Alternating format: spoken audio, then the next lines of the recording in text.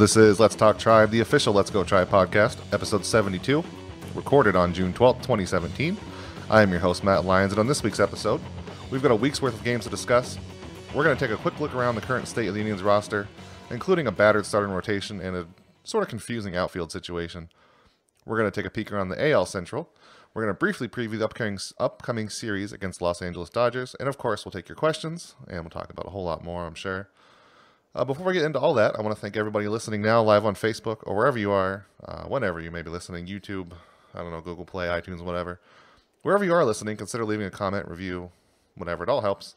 Helps us improve, help us get discovered, all that good stuff. So thank you. Especially if you're listening live now. There's a lot going on. So if you're listening on Monday night now, thank you for sticking around. Anyway.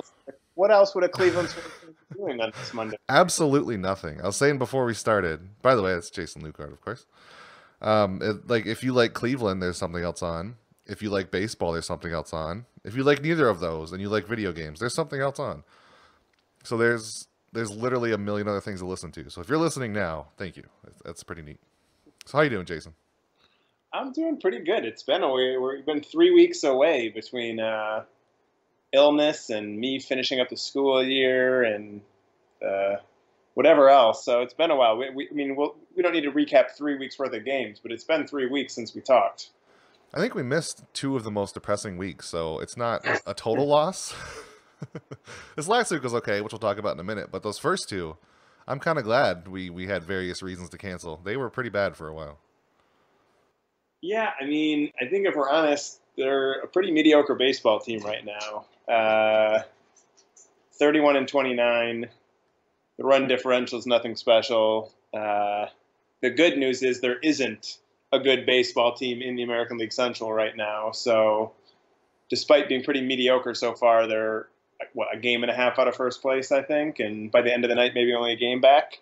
So they got plenty of time to round into form. But we're talking about a pretty mediocre baseball team tonight. How long do you think they can ride that? The whole we're in the AL Central and it's a pretty bad thing. We're going to talk about the AL Central specifically later, but the Twins are kind of good, weirdly, but everybody else is awful. But eventually the Indians are going to have to win and not just stumble into being in first place.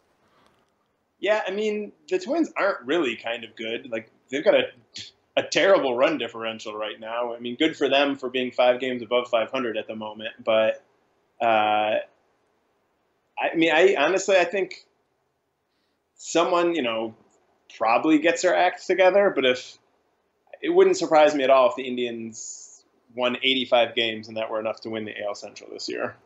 Oh, wow, that'd be an awful division. But it could definitely happen. I think it's something like in the NL, if you have a winning record right now, you're leading your division.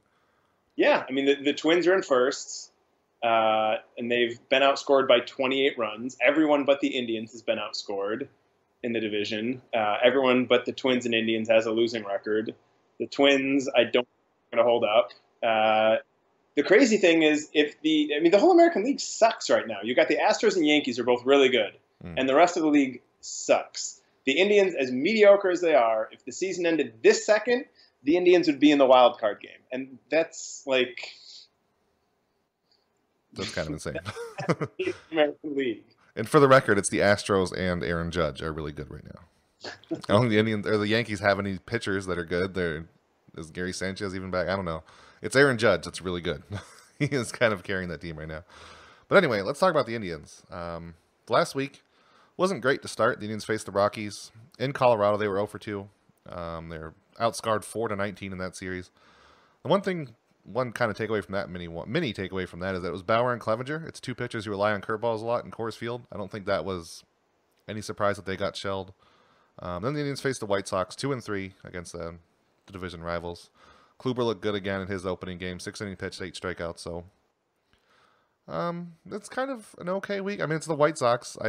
And it's the Rockies, the Rockies are surprisingly good, but kind of another bumpy week for the Indians, but better than the last few, I guess. So what do you think? What's your first takeaway from this last week's worth of games? The Indians are just stumbling along. When was the last time they had a real winning or losing streak? If they had I feel like mid-April, they won 5 or 6 games in a row. And I feel like that's it. Everything else, I don't think they've had longer than a 3-game anything. And 3 games hardly counts as a streak. Yeah. I don't know.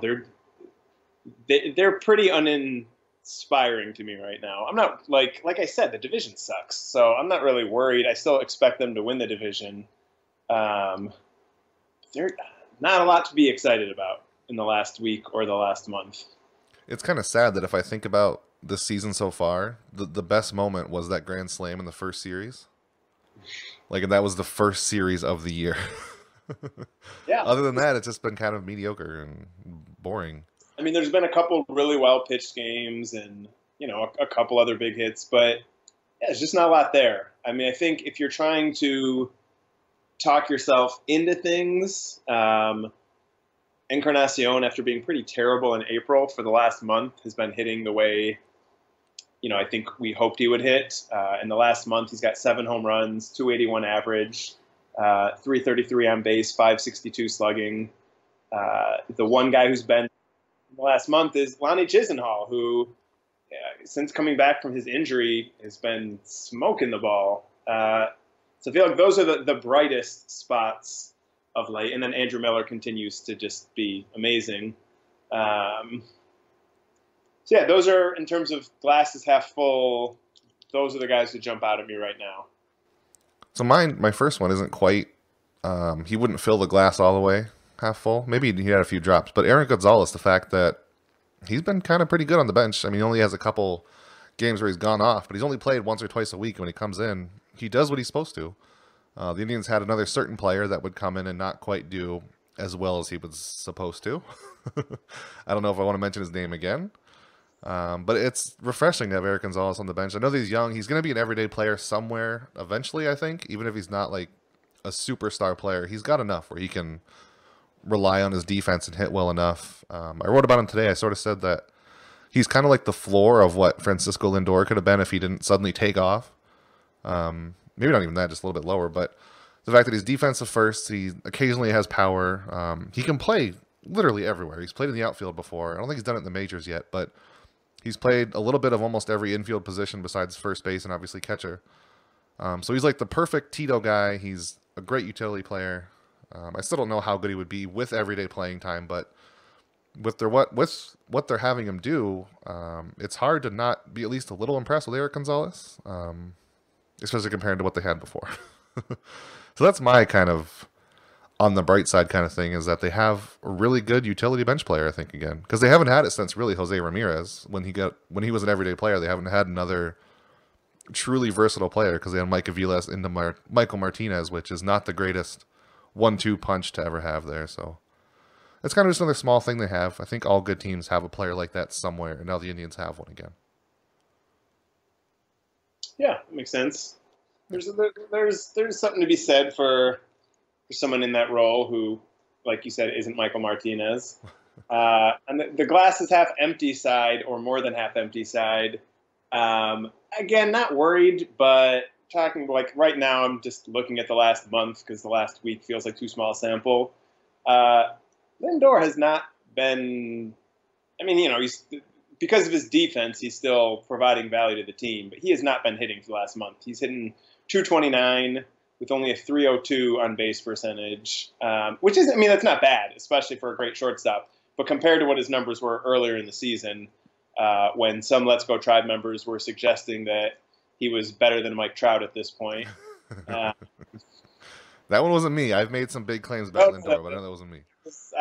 I won't. That was not a Let's Go Tribe writer or anyone like that. That was just yokels in the comments. But yeah, I don't know. I'm sure he'll get things going again. He's still awesome. He still should be an all-star, all of that. His overall numbers look good, and I think sort of mask the fact that he hasn't been hitting much for a while. And also, I have to admit, my beloved Carlos Santana is not doing very well so far this year. His on-base percentage the last month is 287, and like on-base percentage is his thing. So I can't, as much as I love him, I can't defend a 287 on-base percentage. So hopefully those guys get it going again. It'll be a big couple weeks. The Indians have had like 3 days off in the last 8 days, including today. And now I think they have like 21 days in a row or 20 days in a row with games. including 2 doubleheaders. So it's something like 23 games in 21 days, couple series against the Twins, couple other good teams coming up. So even the next week with the Dodgers and the Twins, but certainly the next 3 weeks when they don't have a day off, we'll have a much better sense of how the season's going by the end of that stretch. Yeah, it's definitely not like they have to win yet, but like you said, we're going to have a good idea of what they look like after this next stretch, I think. So mine, I kind of wanted to feed off your Lindor thing. Kind of the opposite direction, I guess. I think he's going to be okay. I think the biggest thing is the fact that at the beginning of the year, we were all praising the fact that he's hitting the ball in the air. That's the go-to strategy now, so keep doing it. It's good. His fly ball rate is almost doubled from last season's at 44%, from 28% last year. It was a good thing then. It's a good thing now. I was watching...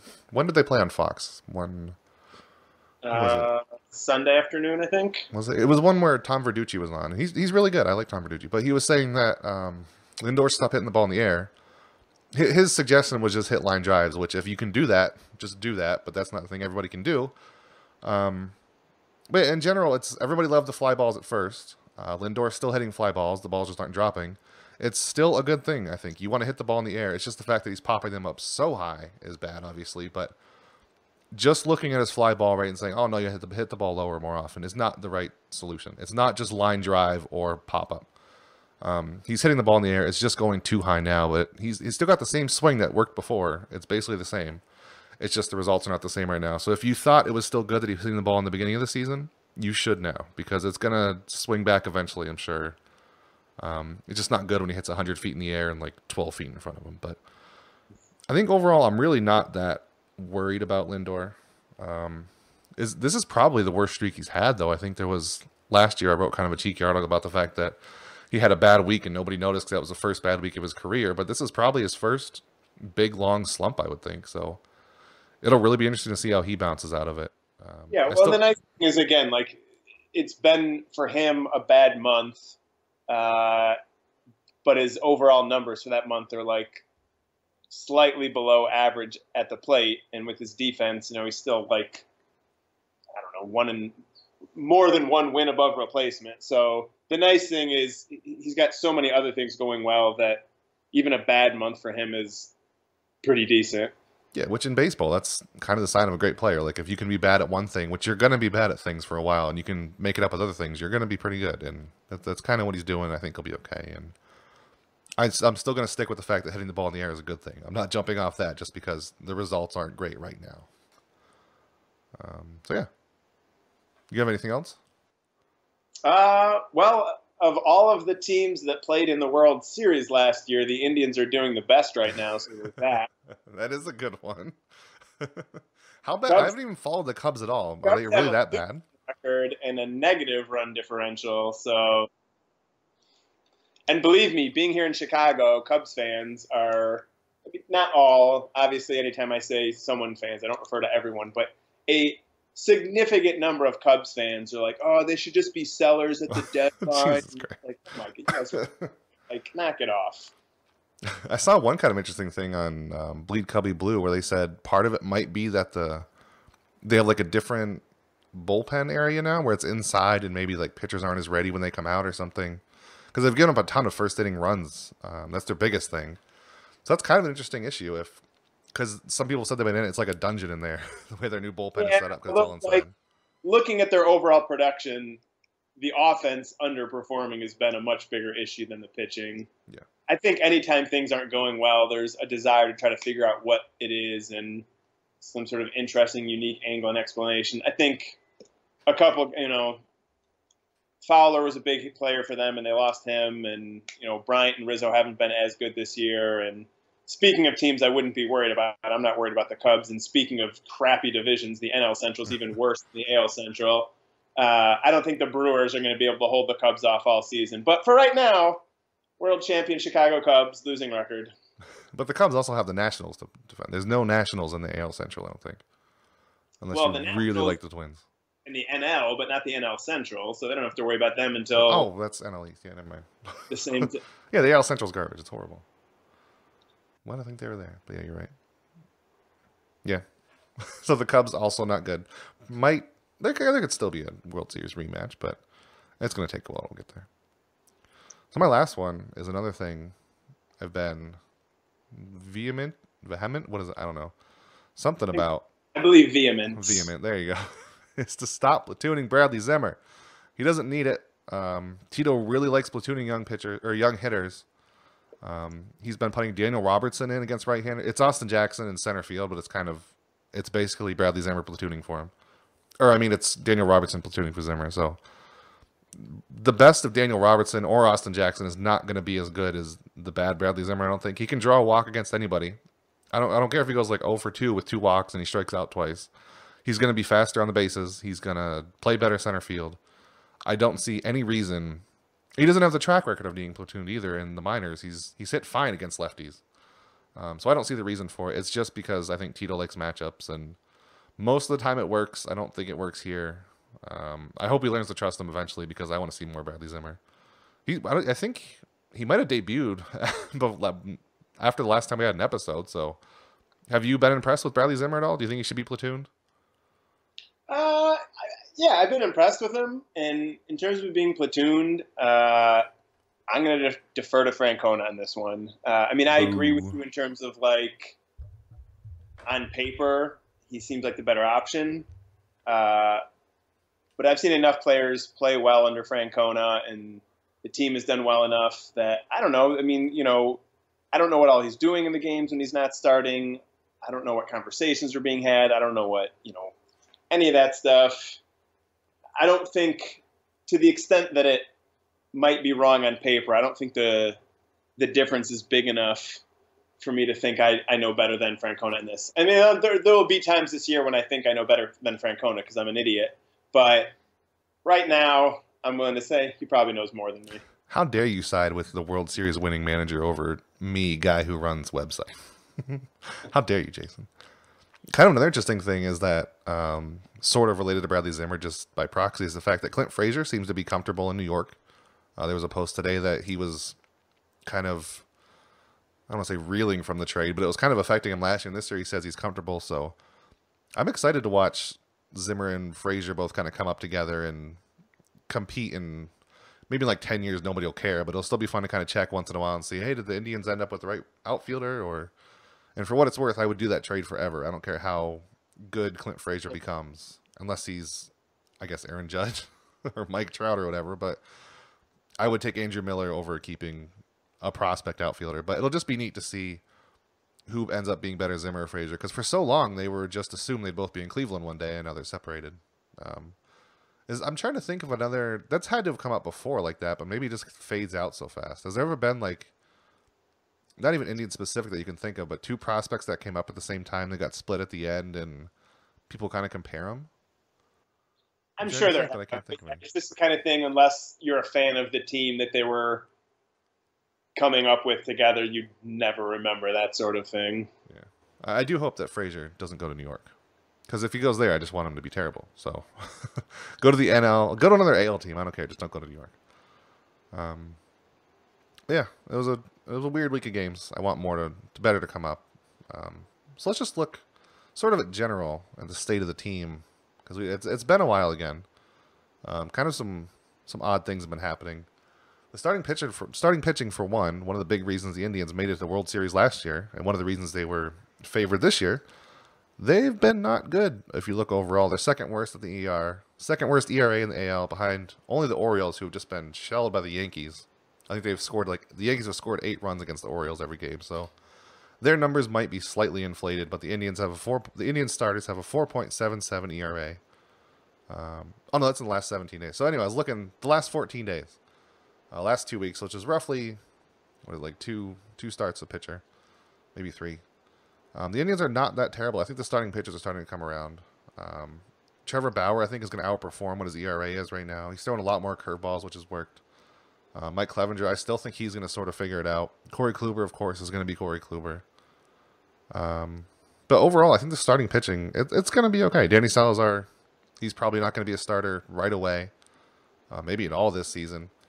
And the only thing with Kluber, Brandon Bowers, who's been on the podcast before, he's a doctor of physical therapy. Obviously, doesn't know the exact details of what happened with Kluber, but with back injuries and like lower back stuff, he was kind of cautioning people that even if Kluber's fine now, that's the kind of thing that can linger going forward. But if it doesn't, obviously Kluber looked great in his first 2 starts. So now that he's back and not injured, and Carlos Carrasco's quietly like one of the best pitchers in the AL.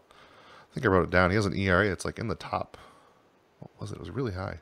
12th best in the AL among all starting pitchers. His strikeouts are down a little bit. His walks are up, but he's still been pretty good. Yeah. So I think the starting pitching, we'll start there for now.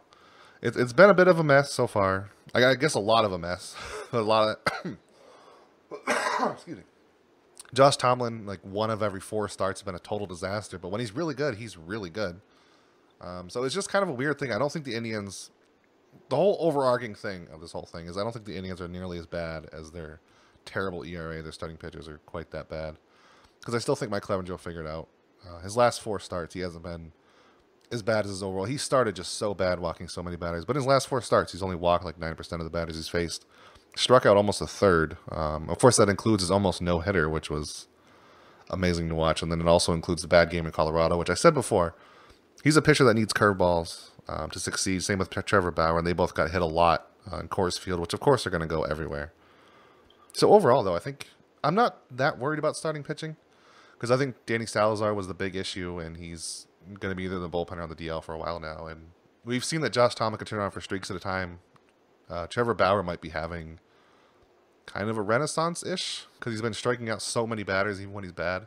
And of course, Corey Kluber and Carlos Carrasco. So I'm not really that worried about it. Are you? Even it's kind of a mess. We can go back. I don't know. I'm worried about Kluber still. Just multiple medical things. He's looked good since he's back, but I'd like to see him look good for a while longer before I totally my angst about that. I don't know. Like they just can't get everyone going at the same time. You know, you talked about Carrasco and his overall numbers are really good, but he's the guy in the last month. He hasn't pitched that well in the last month. And again, that's not to say I'm worried about him, but I think one of the reasons the team hasn't really had a great stretch of baseball is the rotation's just been really inconsistent. You said Tomlin is more capable than Bauer or Salazar or anyone but Kluber and Carrasco of going out there and giving you what would be considered a quality start. But when he's bad, he's bad. Bauer and when he was in the rotation, Salazar almost never go deep into games. They've got Kluber back now, but Carrasco's stumbling at least a little bit.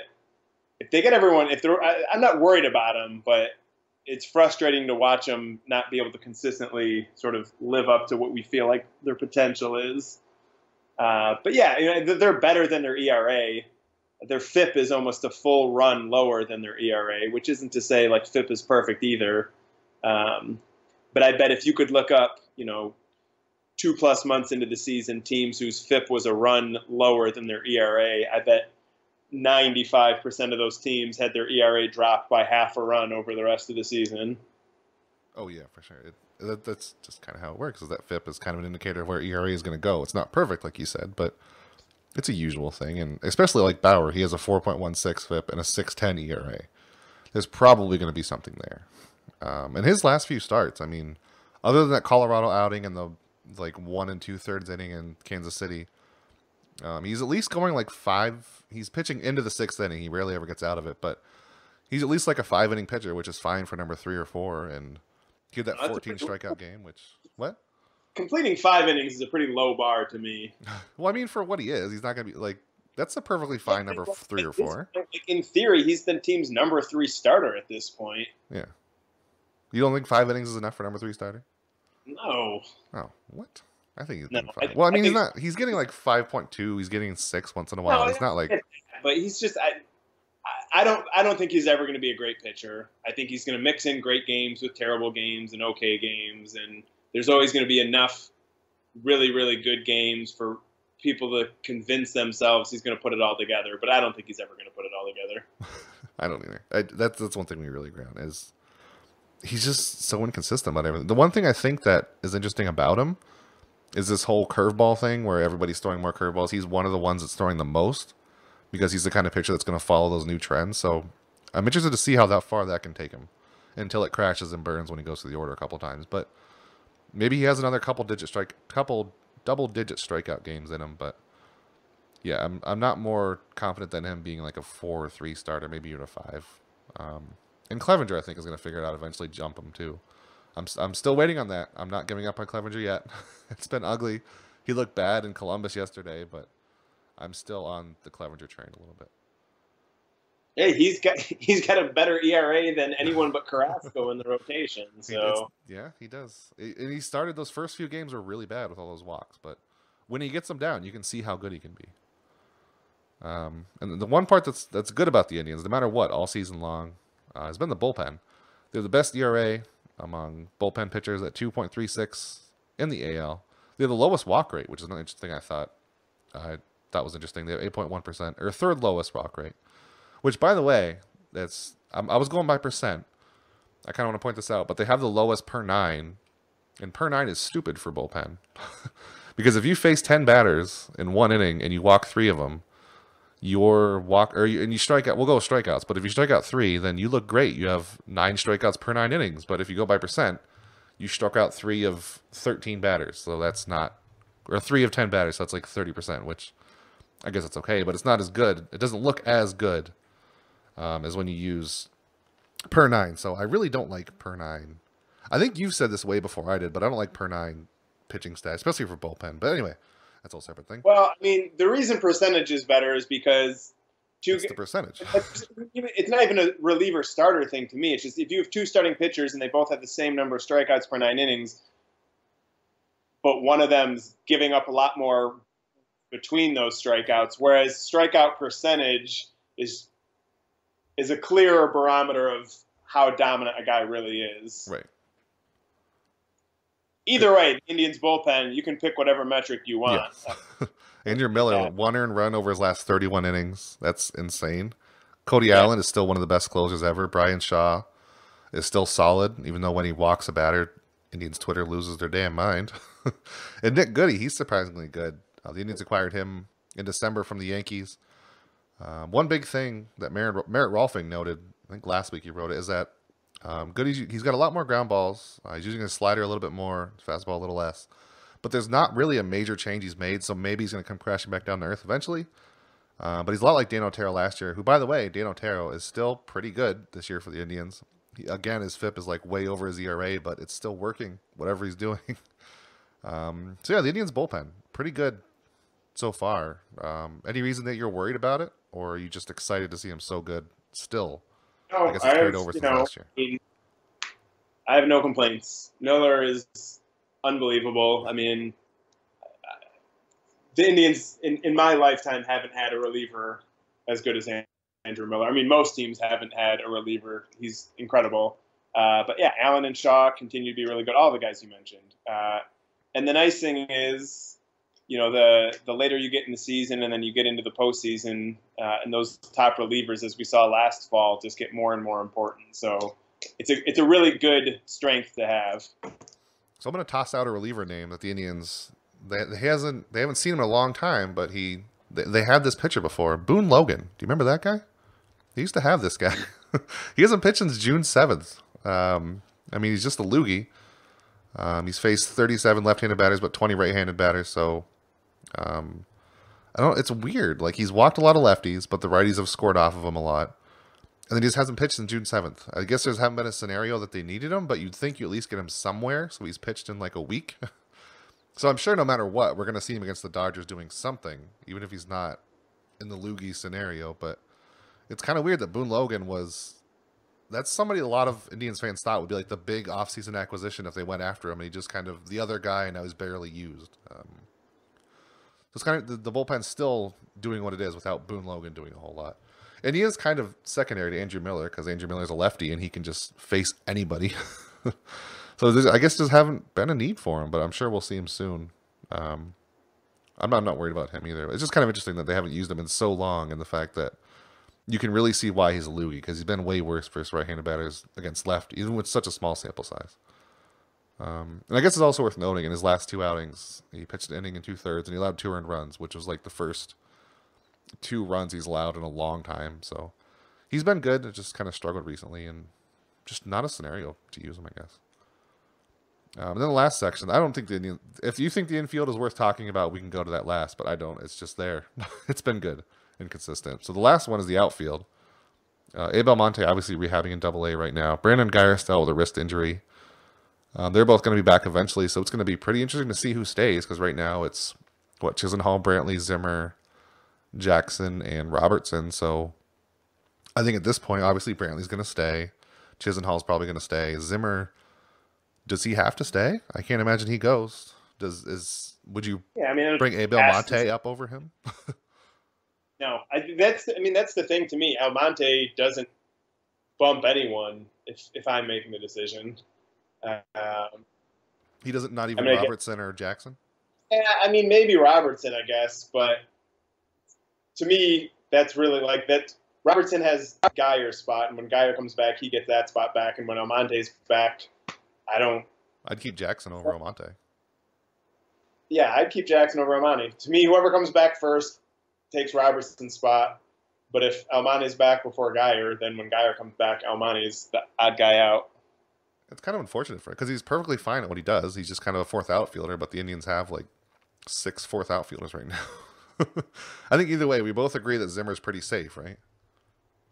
Yeah, he keeps hitting like this. We saw with Naquin last year. He was doing really well, and then suddenly he wasn't. And a few weeks into this season, he was back on the farm. So I'm not ready to write Bradley Zimmer's name into the opening day lineup for next year, but he's got a lot of leeway right now. I can't see him being demoted in the next, the rest of the month. There's a whole slew of Tyler Naquin fans going to hate me for saying this, but it feels like Zimmer's doing kind of naturally what he's supposed to, whereas Naquin was way over his head when he started last season. He had no business being that good, and then pitchers found out why, and then they just attacked him. I'm sure they'll do it to Zimmer too, but and like you said, he's not going to be penciled in, but Zimmer, I think, can handle it better than Naquin can. He's always been projected as a better hitter, and he's faster, he's better fielding, and so I think this is pretty much it for Zimmer. Unless he struggles, he'd have to struggle a lot, like Tyler Naquin level struggle. And even if he does, he can run faster and play better defense than Naquin. So there's always going to be a place for him, unless he's just awful on defense. Like, it's not going to be a Byron Buxton level thing where he can't hit at all, but he's going to stay because he's a top prospect. But Zimmer's got a future here, I think, and he's starting it now. Yep, I agree. The unfortunate thing is, no matter how good he plays, like, he could be amazing from here on out. He's not winning Rookie of the Year because Aaron Judge exists. even if Aaron Judge is pretty awful over the next few months, he would have to be atrocious to lose it. So Zimmer's not going to get much trophy recognition, but he'll be pretty good. So Lindor not winning the Rookie of the Year ultimately doesn't really matter at all. It matters very much because Lindor should have won it, Jason. See, it's still it's a ripoff. It should have happened. He should have won it. Now Carlos Correa is awful because he won it. It's karma. That's the way it works. Well, so then it sounds like the winner being awful, and crap. I'm not going to get into that conversation with you, but you should be happy that Lindor didn't win it and that Zimmer won't win it. Oh no, I want Zimmer to deserve it, but not get it, because then he'll be good. It all works out, Jason. Don't worry. So anything else? Did you want to talk about the infield at all? He's not going to win it. The what? Yeah, Zimmer's not going to win. Jason? Yep. Oh, did you want to talk about the infield at all? Or are you pretty much good with? I don't know. Santana's kind of bad. Edwin's good. Kipnis, Lindor, and Ramirez are there. They are who they are. On the whole, I think they're a good group. I expect Lindor to get going again. I expect Santana to pick it up a bit at some point. Regardless, barring an injury, the infield's not changing. Yeah, that's pretty much the way it is. Obviously, Yan Gomes and Roberto at catcher. That's pretty much what it is. So let's look around the AL Central a little bit. We talked about it a little bit at the beginning there. The Twins, they currently lead 32-27. 6-4 in their last 10. I said surprisingly good because they have some things going for them which are weird, and I also don't think it's sustainable whatsoever. Jose Barrios kind of looks like he could maybe be the real deal. He was kind of supposed to be as a 2.84 ERA over 6 starts. I think every time he's faced the Indians, he's been amazing, which sucks. Irvin Santana, we can talk about this in a minute. He threw a Maddox no-hitter. He has a 2.20 ERA in the season. But none of that's not going to last. 4.45 FIP for him. His BABIP is I think it's just barely over 100. He has a low strikeout rate, a high walk rate. That is going to come crashing back down there eventually. Tyler Duffy, technically the third best starter right now. He looks kind of sustainable. He gets a lot of ground balls. His BABIP's fine. So I think he might just be kind of what he is, which is a pretty good pitcher. Miguel Sano on offense is a monster, which kind of can continue. And then, of course, Robbie Grossman. What the heck? He's still going. He has a 17% walk rate. I don't know why that guy walks so much. What happened? Maybe he just really hates the Indians for cutting him. One of several teams that cut him. Maybe it's just the Indians he hates. I don't know why. And Byron Buxton is awful. He's really bad. He's always been one of my favorite non-Indians players, but he's just really bad to watch. He's really fast in center field, which I like, which is why I like him, but he just can't hit at all for anything. And I think we kind of forget that the Twins are 2 years away from being a surprisingly good team. So I think they can win more than people think, but I don't think they're going to win the AL Central or maybe not even win nearly as many games as they're on pace for. So yeah, what do you think of the Twins? I think they're just a mediocre team. They're 5 games above 500 right now, but they're also losing 9-2 right now. So they're about to be 4 games over. And if that score holds, their run differential is going to be minus 35, which would be only a little better than the Royals for worst in the division. They have some good players, yeah, but they're not a good team. If the Indians don't win the division, I still don't think it'll be the Twins. I think it'll be like the Tigers stuck around for a while, decided to be buyers, and got their act going. I'm more concerned about the Tigers than the Twins, honestly. See, I'm trying to think if I am, but I don't know. I still think I'm on. If the Indians collapse, I think it's going to be the Twins, and just an awful record to win a division. But I'm not really that afraid of the Tigers anymore, which will probably come back to bite me if I should be. But then obviously the White Sox and the Royals are going to sell at the deadline, and I think the Tigers is going to be more mediocre than the Twins, so it'll be a mediocre off. And if the Indians can win it, they can win it. If not, I think the Twins are going to stumble their way into a division win, which would be very unfortunate. But if the Indians don't win the division, I hope whoever wins it with a record of 80 and 82. Yes, I want it to be awful. Has to go into the postseason with a losing record. Although the shame about that is whoever wins the Central is probably going to play the Yankees in the first round. And I'd rather the Yankees not to cakewalk over some crappy team. So hopefully the Indians just get their act together. Well, the Yankees really aren't that much I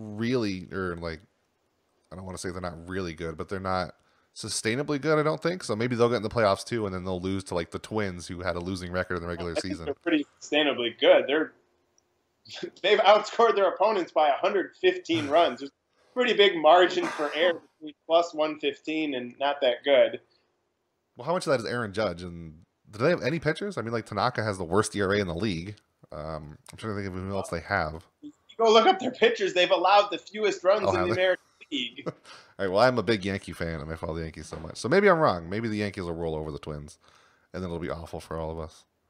It's going to be horrendous for the next Twins. The Yankees will definitely roll over the Twins. That's the entire Twins postseason experience of the last quarter century is getting destroyed by the Yankees. So if it's Yankees and Twins, you can go and bet the kids' college tuition on the Yankees. Yeah, and I kind of want to give you the floor. Speaking of Yankees and Twins, see, it works as a transition because Tanaka somehow had a Maddox this season.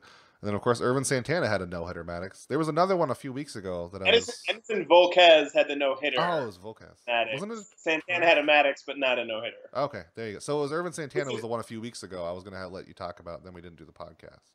Because Volquez was the most recent, right? Like 2 weeks ago, and then Santana was not even a week ago. I prefer when they're not no-hitters because selfishly, if it's a no-hitter too, that's what's going to get the most attention, whereas if it's a Maddox but not a no-hitter, then Major League Baseball is going to tweet about it being a Maddox. And Topps now makes baseball cards mentioning when guys have Maddoxes. So I have a Masahiro Tanaka baseball card on my shelf right now because it's about him pitching a Maddox. And 7-year-old me, who was opening pack after pack of Topps baseball cards, would have been head over heels to find out that something he created would be on a Topps card one day. That is really cool. And for what it's worth, was it MLB or like MLB Gifts? One of the official accounts tweeted out the fact that it was a Maddox no hitter, so it's not like they're ignoring it. Yes. Oh yeah, they still mention that's true. Yeah. So if that was one of the big things. 4 Maddoxes already this season. There were only 3 all of last year, but it's back in a big way lately. Do you think there's any reason for that? Semi-random. No, I don't. I mean, it's kind of it's sort of. I mean, there's certain pitchers who are more likely to do it than others, of course. But I mean, if anything, they're trending downwards just because bullpen usage has become a bigger and bigger and bigger thing, and there's so many more strikeouts. So it's people aren't as efficient with their pitches. Even when they are, they're less likely to be allowed to pitch the whole game. 3 was uncharacteristically low, but 4 already is also, I think, just small sample sort of noise. I don't think that, I don't think there's going to be 11 of them this year is what they're on pace for. Yeah. It's just cool how fast it's taken off, something you made. It's got to be the biggest year. Like, they didn't get this much recognition last year, did they? Because I know this year Maddox actually heard about it. Major League Baseball mentioning them in tweets before this year. Oh, okay. But it's definitely, I wouldn't say mainstream, but the fact that MLB's Twitter account routinely tweets about it makes it about as official as it's ever going to get. Oh, I'd call it pretty mainstream at this point. I think it's a thing people are looking for. I mean, I guess Twitter mainstream, not like some guy on the street. Because of Joe Posnanski, I now know that Greg Maddux himself knows about the Maddox. So that's... Wasn't he not very impressed with it or something? He was... Or he just kind of like, cool, that exists. Yeah, I think that was his main reaction. But he went back to it. Like, he brought it back up a few minutes later. So... Oh, did he? I don't know. Greg was in the shower that night, just found himself thinking about it. So that was your fantasy there, that Greg Maddux was in the shower thinking about the stat that you made about him. Way up there on my fantasy list. Greg Maddux thinking about something I created in the shower. Awesome. That's great. Yeah, but that's cool. The Maddox is everywhere. MLB's tweeting about it. I think I saw more people. It's partially just who I follow, but I saw more people following the fact that Vasquez had a Maddox over a no-hitter, which I think in a way it's more impressive. The fact that you're working that efficiently instead of like one lucky hit not getting through. I think it's a big thing. So, speaking of Maddox, when the Dodgers play the Indians, game 1, we might see one from Clayton Kershaw. I'm not anticipating a win there. Kershaw against Bauer on Tuesday. Kershaw's incredible. Although this year I was looking at it, if there is one big thing that he's worse at this year, it's that outside of the zone, especially outside of the zone, but in general, his changeup is getting hit more often. But he's Clayton Kershaw. He just won't throw it, and he'll kill you with everything else. And in game 2, Brandon McCarthy, Corey Kluber. Game 3, Rich Hill, Josh Tomlin. Of course, these are all in Cleveland, so there's no weird, stupid NL rules. So yeah. And also, other thing, the note, at least for me, in my defense of Bradley Zimmer, is that 2 of the pitchers, Kershaw and Hill, are lefties. So we'll probably see him starting to start the game, which is really dumb. I don't want to watch Daniel Robinson get tore apart by Clayton Kershaw, but I'm assuming Bradley Zimmer wouldn't do much better, I guess. So yeah, what do you think of this series coming up? How much is Clayton Kershaw going to just decimate the Indians, or do they really have a chance against maybe the best pitcher in baseball right now? Definitely. I mean, the crazy thing to me, Clayton Kershaw is still in his 20s. If he, for some reason, and I don't want this to happen, I'd be happy to have him decide not to pitch against the Indians this week. I don't want him to retire, though. But if he did retire for some weird reason, despite not even playing till his 30th birthday, he would absolutely be a first ballot Hall of Famer. For sure. I mean, he's incredible. He's, in our lifetime, Randy Johnson's the best left-handed pitcher. And then Tom Glavine's probably number 2, but then you're getting into a longevity versus peak argument. And you could, I think, make a pretty viable argument that Kershaw's already passed Tom Glavine. He's just unbelievable. You look at his numbers, like, they don't look real. Like, his worst, not counting his rookie season, since his rookie season, his worst ERA was a 2.91. So his worst season, he's just unbelievable. And he's my favorite non-Indians player. I trend more towards pitchers and hitters. when I'm not watching if Kershaw's pitching, that's what I'm watching. So I'd be happy to have him miss this week though, because I don't like anyone's chances against him. I certainly don't like Trevor Bauer and the Indians as they're currently hitting chances against him. But I'm wrong all the time, so this probably means the Indians will win like 7-3 tomorrow. I don't think he's going to retire, but I think if there's a thing he could do that's kind of happened before, he could just like Griffey it. Like he'd be injured for the rest of his career, and we'd all be really sad about it. But he would still get in the Hall of Fame first ballot. Yeah, I remember. I would love to argue with someone because I'm so confident that I'm right, but I know it wouldn't be the majority opinion. He's the best pitcher in Dodgers history, and I know Sandy Koufax, to the generation that watched him, no one's as good as Sandy Koufax. But Clayton Kershaw's career so far is just a slightly better version of Sandy Koufax's entire career. Yeah, he's insane. And I will, this is kind of getting into a separate argument, but I will almost always take, like if they're close, I'll take the modern equivalent over the guy from so many years ago.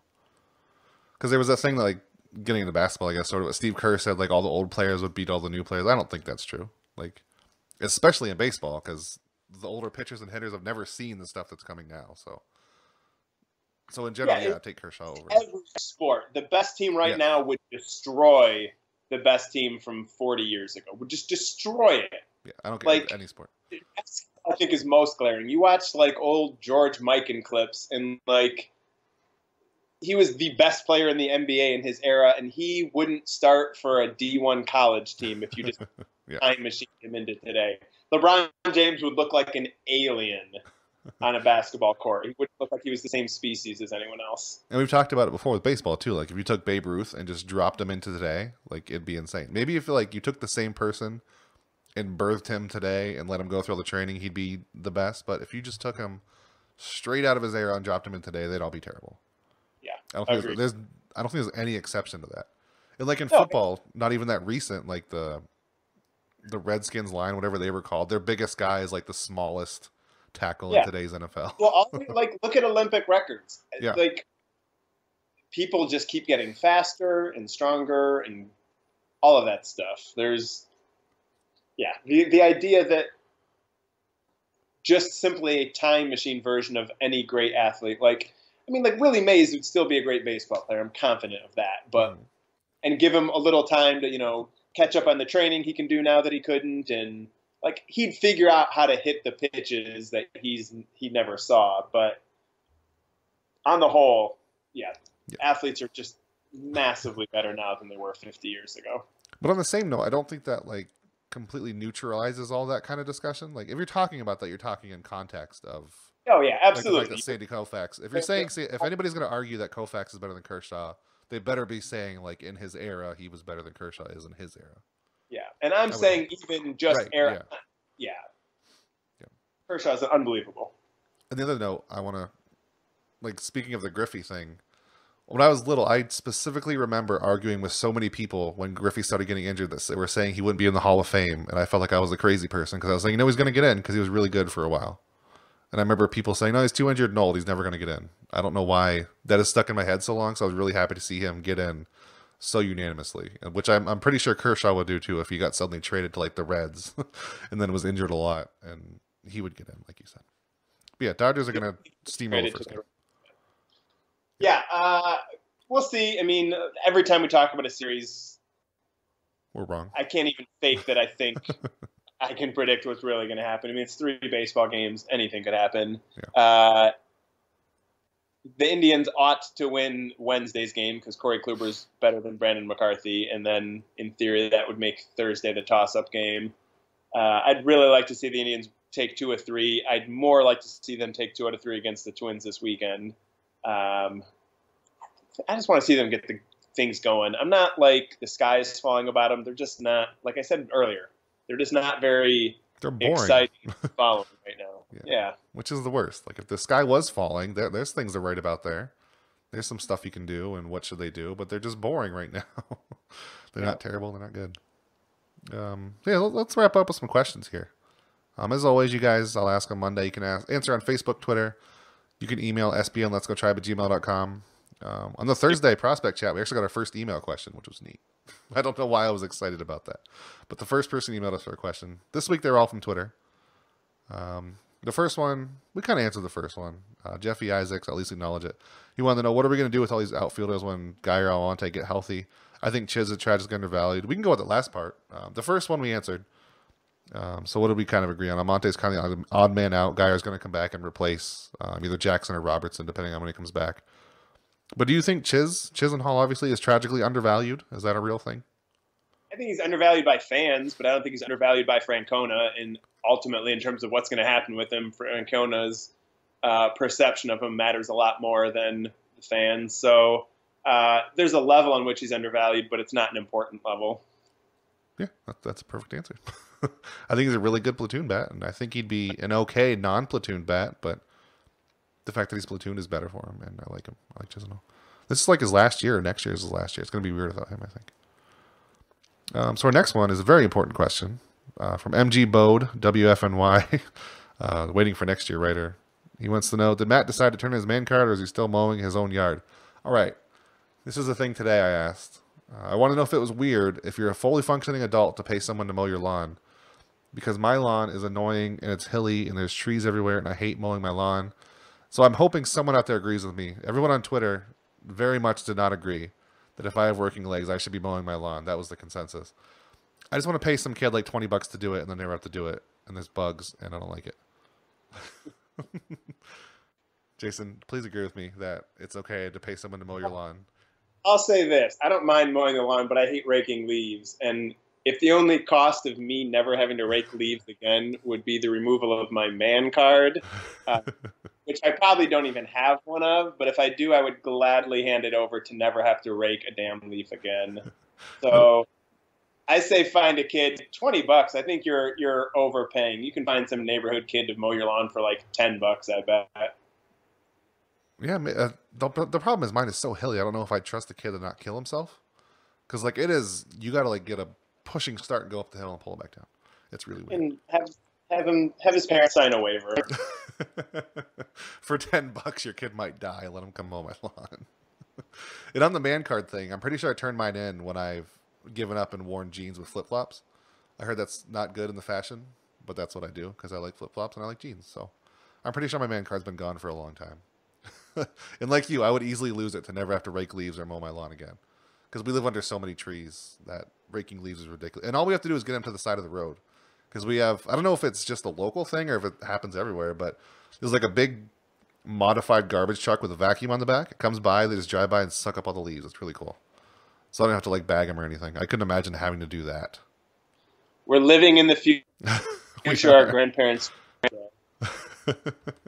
When you get old, I want you to have vacuum cleaners that sweep up the leaves. But yes, I did mow my lawn for anybody that was on the edge of their seat. I hated every minute of it, but it's mowed, and it looks horrible because I don't care.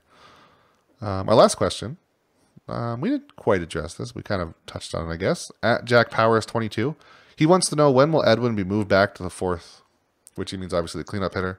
I think Santana's been there most of the time. I didn't look if Edwin has hit there at all this season. I'm sure he has at some point, and then he kind of struggled. But yeah, I would think he would when he's starting to heat up like this. I can't imagine leaving Santana there forever. I'd hate to keep dropping Santana back further. Although I don't think Santana's the fourth hitter right now. Somebody else is. But I think Edwin is going to be there back eventually. That's where Edwin should be when he's hitting balls that are leaving the stadium, even though when they're technically a foul ball. Do you think it's going to be soon, Jason? Or are they just going to leave him where he is because it's working?